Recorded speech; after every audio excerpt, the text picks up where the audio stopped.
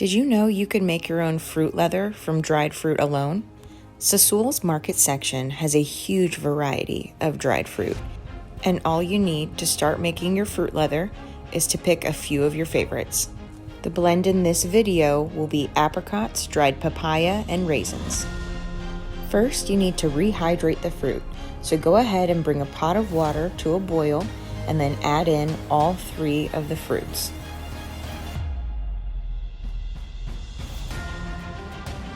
The fruits will need to simmer for 30 minutes on the stove. After about 25 minutes, you'll notice that the fruit becomes very soft and tender and much more plump. Once finished simmering, strain the fruit from excess water and allow to cool for just a minute. Add the fruit to a food processor and blend until it's very smooth and ground very, very fine.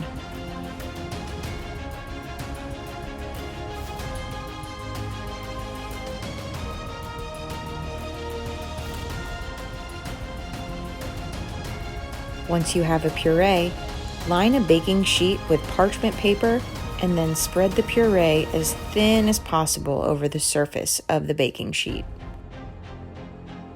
You'll bake the puree low and slow for about 5 hours on 200 degrees. Remove the fruit leather from the oven and allow it to cool before you start cutting with a pizza cutter.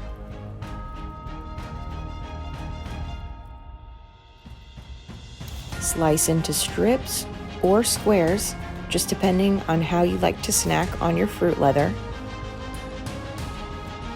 It's a perfect healthy treat for game day, or any other day for that matter.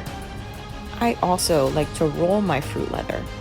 I think it looks great on display, and it's easy to pick up and unroll and snack away.